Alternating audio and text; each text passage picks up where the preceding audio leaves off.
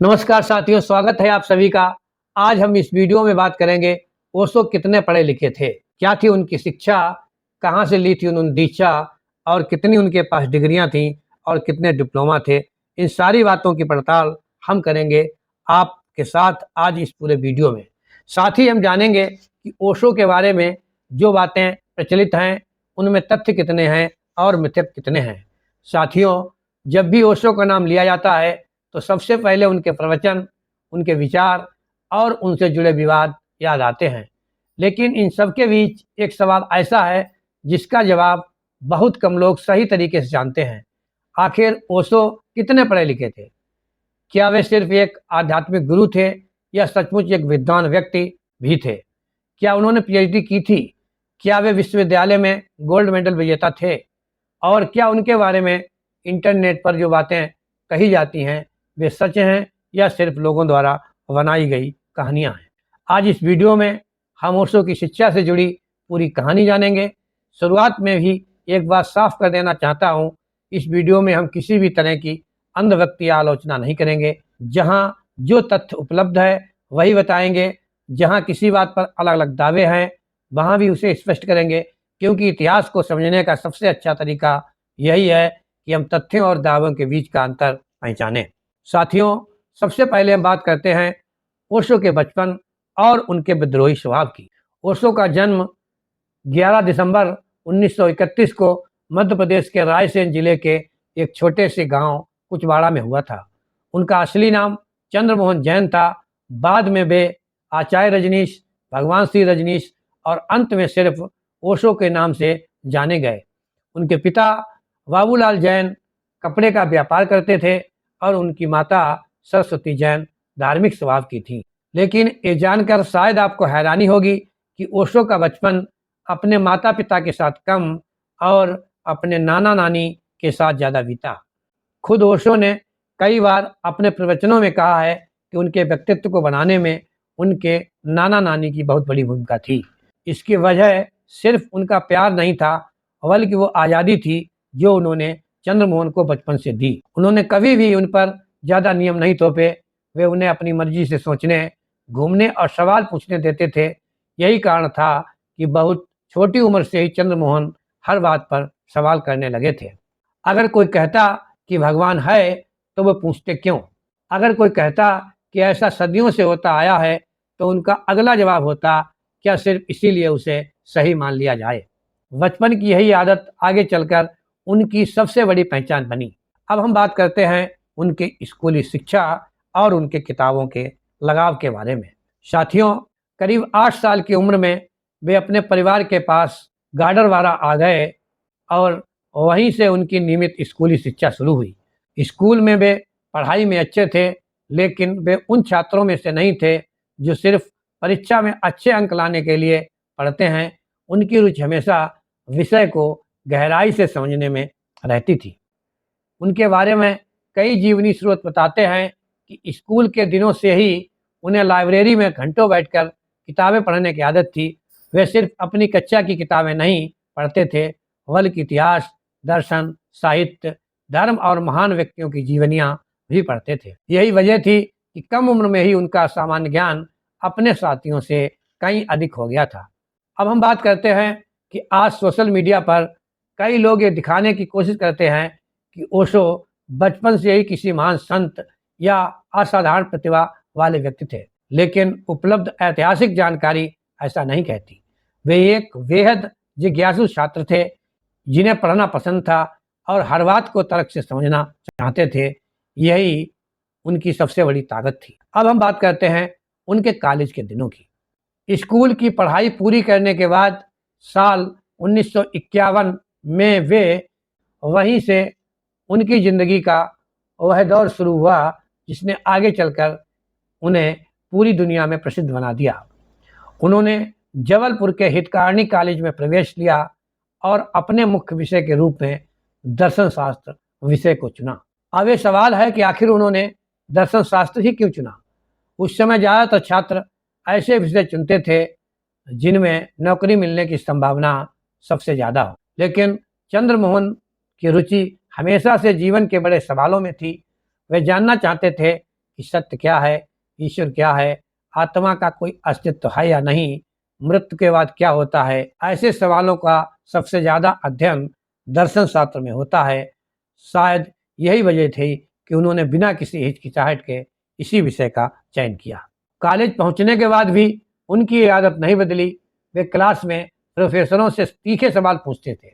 अगर किसी जवाब से संतुष्ट नहीं होते तो बहस करने में भी पीछे नहीं हटते थे। ओशो की जीवनी और उनके संस्मरण में ऐसी कई बातों का, घटनाओं का जिक्र मिलता है। हालांकि यहाँ ये स्पष्ट करना जरूरी है कि इन घटनाओं का हर विवरण स्वतंत्र कॉलेज रिकॉर्ड में प्रमाणित नहीं है, इसलिए उन्हें जीवनी में वर्णित प्रसंग के रूप में देखना चाहिए।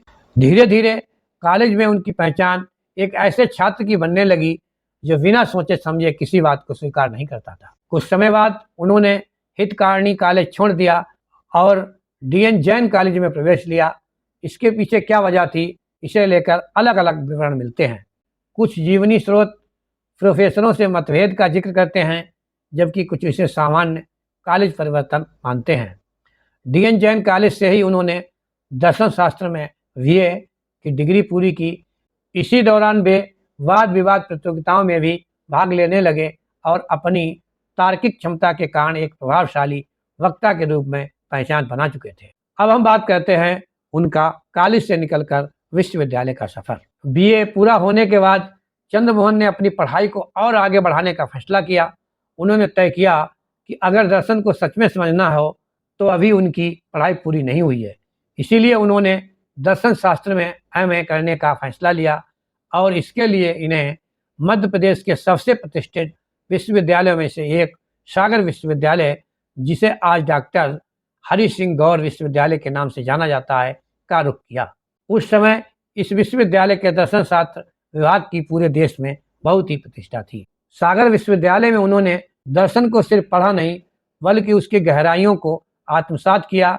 उन्होंने भारतीय दर्शन के साथ साथ पश्चिमी दर्शन का भी गंभीर अध्ययन किया। आपने देखा होगा, एक और जहां ओशो ने उपनिषद और वेदांतों को पढ़ा, जैन और बौद्ध दर्शन को पढ़ा, सांख्य और योग को समझा, दूसरी ओर प्लेटो और अरस्तु, सुकरात और कांट, निश्चय और रसेल जैसे महान विचारकों को भी समझा।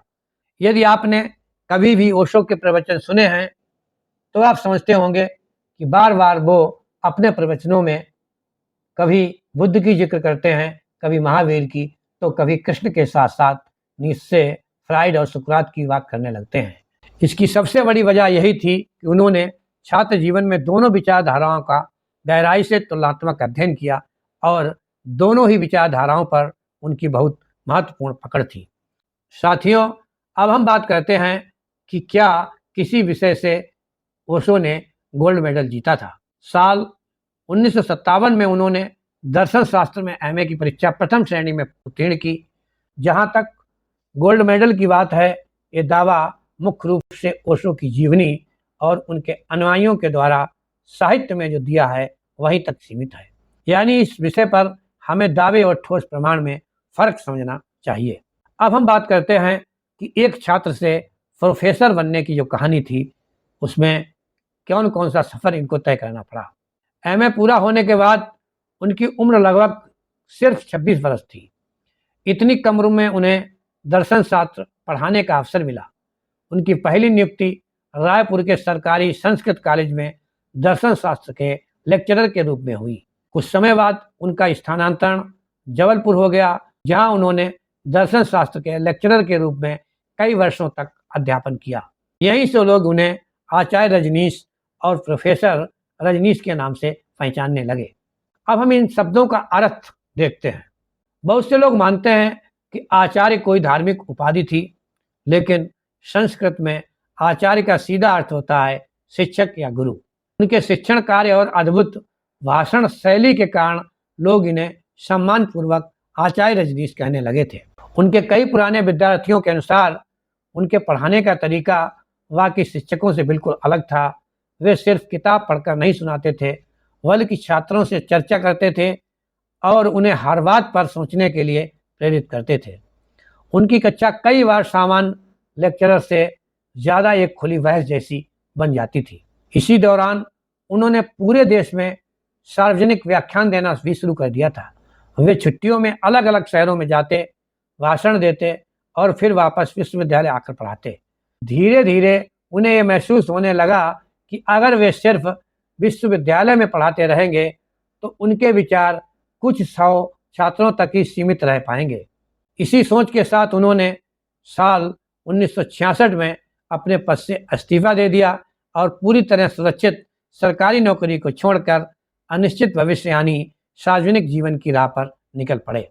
साथियों, अब हम बात करते हैं कि आखिर जाने कितने लोगों ने दर्शन शास्त्र में एमए किया होगा, लेकिन ज्ञान का जो खजाना ओशो के पास था वो आखिर कहाँ से आया। अब सबसे बड़ा सवाल यही बचता है कि आखिर उनकी सबसे बड़ी औपचारिक डिग्री सिर्फ एमए थी, तो उनके पास इतना विशाल ज्ञान कहाँ से? क्या उन्होंने पीएचडी की थी? इसका सीधा जवाब है नहीं। ऐसा कोई प्रमाणित रिकॉर्ड उपलब्ध नहीं है जिससे साबित हो कि उन्होंने किसी विश्वविद्यालय से पीएचडी की डिग्री प्राप्त की थी। उनकी सबसे बड़ी शैक्षणिक योग्यता दर्शन शास्त्र में एमए ही थी। उनका विशाल ज्ञान उनकी पढ़ने की असाधारण आदत में छिपा हुआ था। पढ़ना उनके जीवन की दिनचर्या का सबसे अहम हिस्सा था। वे इतिहास, राजनीति, समाजशास्त्र और मनोविज्ञान, विशेषकर फ्राइड और कार्ल युंग को एक साथ जोड़कर पढ़ते थे ताकि अलग अलग विषयों के बीच में संबंध को समझ सकें। इंटरनेट पर एक और दावा बहुत लोकप्रिय है कि ओशो ने अपने जीवन में 1 लाख किताबें पढ़ी थी और उनके पास इतनी ही किताबों का पुस्तकालय था।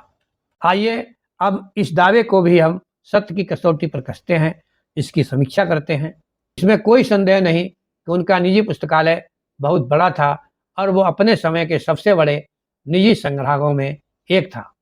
कुछ स्रोत 80,000 तो कुछ स्रोत इसमें 1 लाख किताबें बताते हैं। अब हम बात करते हैं उनके पढ़ने का दावा कितना सच था। उन्होंने असाधारण मात्रा में अध्ययन किया, लेकिन 1 लाख किताबें पूरी पढ़ लेने का कोई आधिकारिक या प्रमाणित आंकड़ा उपलब्ध नहीं है। हाँ, ये जरूर है वे लेखकों और धार्मिक ग्रंथों का उल्लेख बड़ी सहजता से करते थे, जिससे उनके गहरे अध्ययन का पता चलता है। लेकिन सोशल मीडिया पर जो बातें कही जाती हैं, उन्हें हर किताब का हर पन्ना याद था, ऐसी बातों को इतिहास की तरह हम नहीं मान सकते। हाँ, कहानी के रूप में जरूर देखा जा सकता है। अब हम बात करते हैं कि आखिर डिग्री और ज्ञान के बारे में उनके जो दावे हैं या इसका निष्कर्ष क्या निकलता है। अगर पूरे विषय का निष्कर्ष निकाला जाए अगर इस पूरे विषय का निष्कर्ष निकाला जाए तो बहुत सीधा और स्पष्ट है। हम अक्सर किसी व्यक्ति की योग्यता का आकलन सिर्फ उसकी डिग्री देखकर करते हैं, जबकि इतिहास में ऐसे बहुत से लोग हुए हैं जिनका प्रभाव उनकी डिग्रियों से नहीं बल्कि उनके ज्ञान से रहा है। ओशो भी उनमें से एक थे। अगर सिर्फ एक वाक्य में ओशो की शिक्षा का सार बताया जाए तो सिर्फ ये होगा, ओशो डिग्रियों के हिसाब से एमए तक सीमित शिक्षित थे। ओशो डिग्रियों के हिसाब से एमए तक शिक्षित थे, लेकिन उनके निरंतर अध्ययन, असीमित जिज्ञासा और बेबाक तर्क करने की क्षमता ने उन्हें दुनिया के सबसे चर्चित विचारकों में शामिल कर दिया। यही वजह थी कि आज भी उनके समर्थक और आलोचक दोनों उनकी बातों पर चर्चा करते हैं। कोई उनसे पूरी तरह से सहमत हो सकता है तो कोई उनसे पूरी तरह से असहमत हो सकता है, लेकिन एक बात से शायद कोई भी इनकार नहीं कर सकता, ओशो ने जितना बोला उससे पहले उन्हें उतना ही पढ़ा, सोचा और समझने की कोशिश की, और शायद यही किसी भी सच्चे विद्यार्थी की सबसे बड़ी पहचान होती है। अगर आपको ओशो के संबंध में ये जानकारी, ये दावे, ये मिथक, ये सच्चाई पसंद आई हो तो आप इस वीडियो को अपने दोस्तों के साथ शेयर जरूर करें, चैनल को सब्सक्राइब करें। साथ ही यदि ओशो के किसी अन्य पहलू को आप जानना चाहते हो जो कि आपने सुना हो तो कमेंट बॉक्स में हमें ज़रूर बताएं। फिर मिलते हैं ओशो से संबंधित एक नई जानकारी के साथ। तब तक के लिए जय हिंद, जय भारत।